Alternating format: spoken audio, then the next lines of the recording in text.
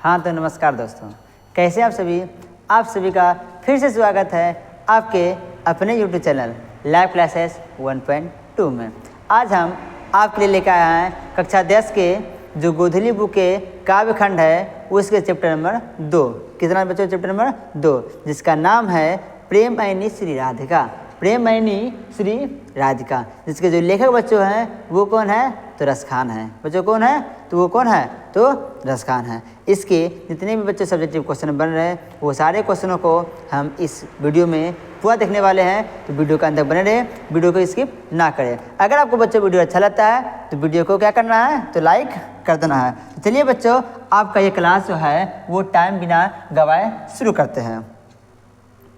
उससे पहले बच्चों, अगर इसी तरह की वीडियो आपको रोज़ चाहिए तो एक बार कमेंट बॉक्स में हाँ ले दीजिएगा, जिससे कि हमें पता चल जाए कि हाँ बच्चों आपको वीडियो अच्छा लग रहा है, और इस तरह की वीडियो हम बच्चों रोजाना लेके आते रहेंगे। चलिए बच्चों, जो आपका जो चैप्टर है वो चैप्टर नंबर बच्चों कितना है? काव्य खंड का है चैप्टर नंबर 2। बच्चों कितना है? चैप्टर नंबर क्या बच्चों? 2 जिसका बच्चों नाम है प्रेमयनी श्री राधिका।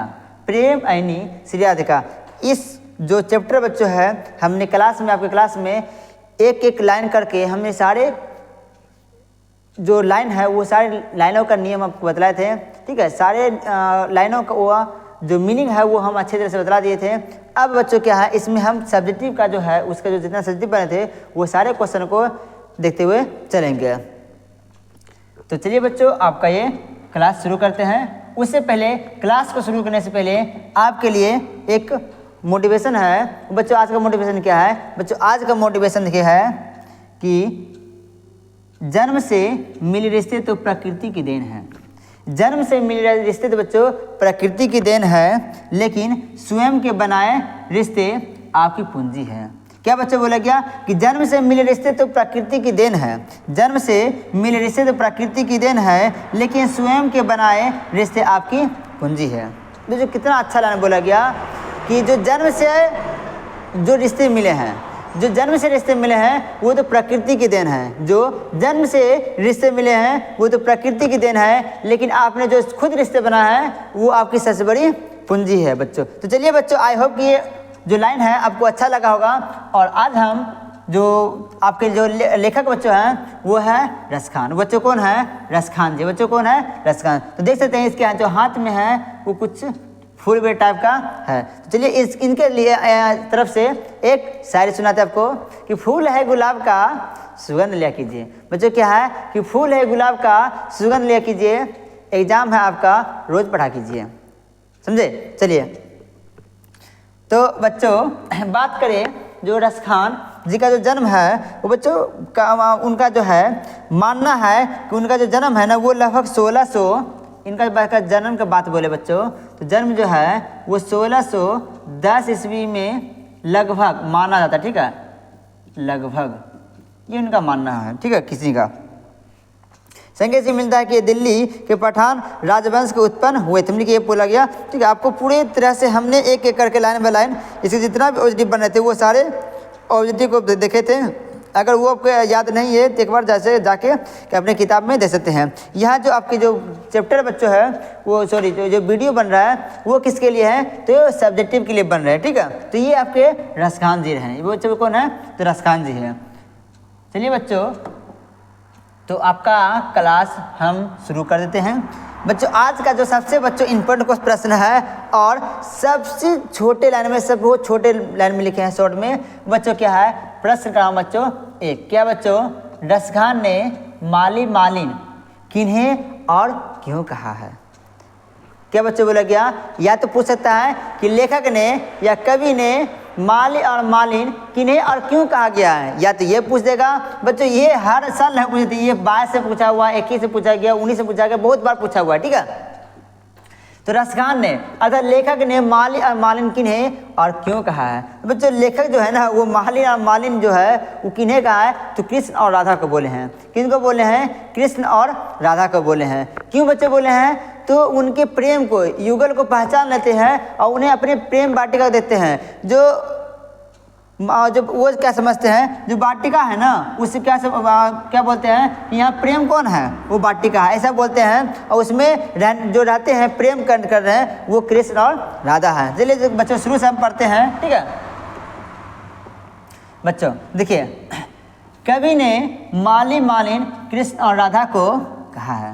बच्चों कवि जो है वो मालिन किन्हें कहा है, तो कृष्ण और राधा को कहे हैं।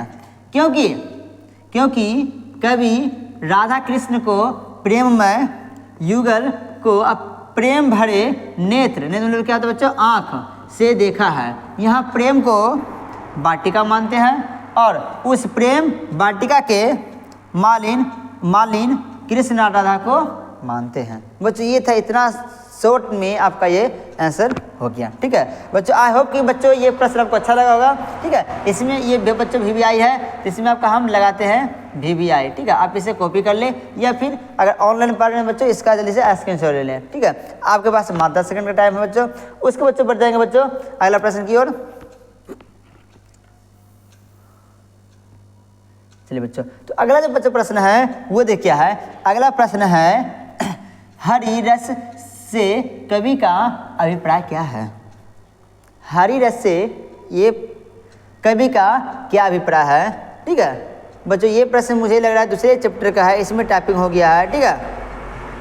ये जो बच्चों प्रश्न है वो राम नाम बिनु बिरजे जब चैप्टर था उसका वजह से में टाइपिंग हो गया, जिसको आपको लिखना नहीं है, ठीक है। ये बच्चों प्रश्न इंपॉर्टेंट है, मुझे लग रहा था कि इसमें टाइपिंग हो गया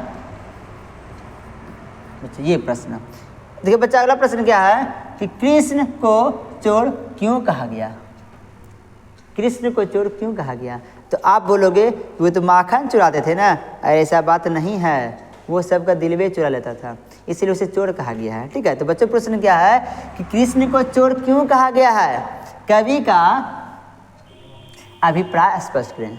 कृष्ण को चोर क्यों कहा गया है, कवि का अभिप्राय स्पष्ट करें। अर्थात कवि का क्या मानना है कि वो माखन चुराते थे। अरे बच्चों माखन थोड़ा कम ही मीठा रहता है, तो उसे चोर बोल दोगे कि आपने बचपन में मम्मी जो यहाँ पे चीनी देती थी कि चीनी चुरा के नहीं खाए हैं, तो क्या आप भी चोर हुए, तो नहीं। तो माखन चुराने से उन्हें चोर नहीं कहा गया, वो इतने उनका जो मुख है इतना अच्छा था कि कवि का दिल ही चुरा लिया।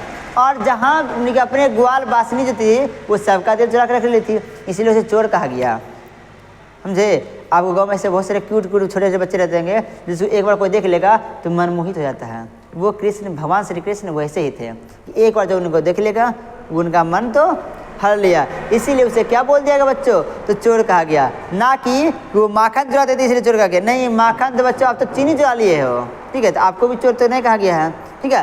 देखिए बच्चों इसका जो आप आंसर ले सकते हो वो शॉर्ट तरीका से आपके सामने है। देखिए वो चौक है, देखिए कवि कृष्ण और राधा के प्रेम में मन मुग्ध हो गए हैं। कवि जो है कृष्ण और राधा के प्रेम में मग्नमुग्ध पूरी तरह से झूम रहे हैं, ठीक है।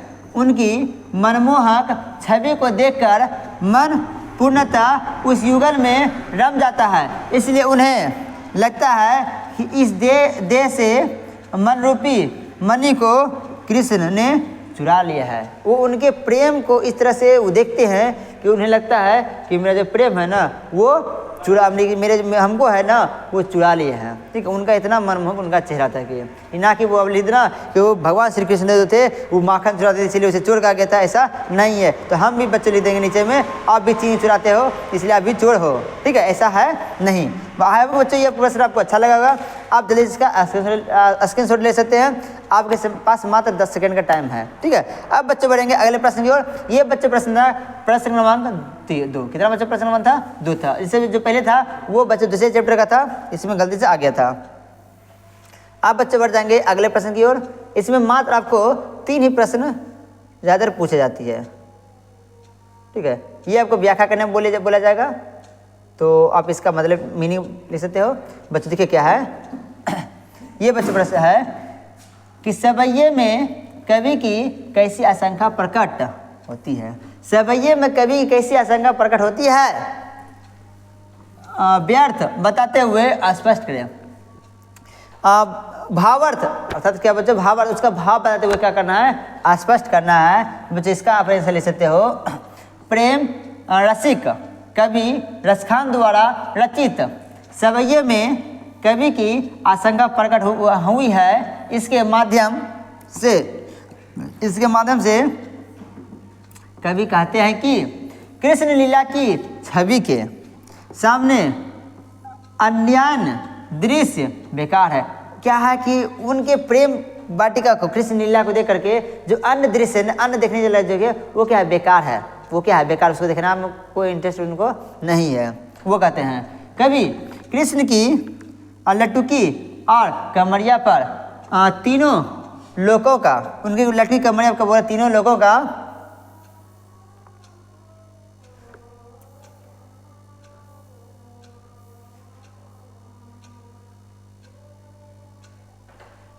राज न्यौछावर कर देने की इच्छा प्रकट करते हैं। नंद की गाय चराने की कृष्णलीला का स्मरण करते हुए कहते हैं कि उनके चराने में 8 सिद्धियों और 9 निधियों का सुख भूला जाना स्वाभाविक है। ब्रज के बाणों के ऊपर करोड़ों इंद्र के धाम को निछावर कर देने की आशंका कवि प्रकट करते हैं। बच्चों यहाँ तक आप जो है इसका आंसर ले सकते हो। आई होप कि बच्चों आपको ये वीडियो अच्छा लगा होगा। वीडियो अच्छा लगा तो वीडियो को लाइक कर दे, और अगर चैनल पहली बार है तो चैनल को सब्सक्राइब कर दे। बच्चों मिलते हैं नेक्स्ट वीडियो में, तब तक के लिए जय हिंद।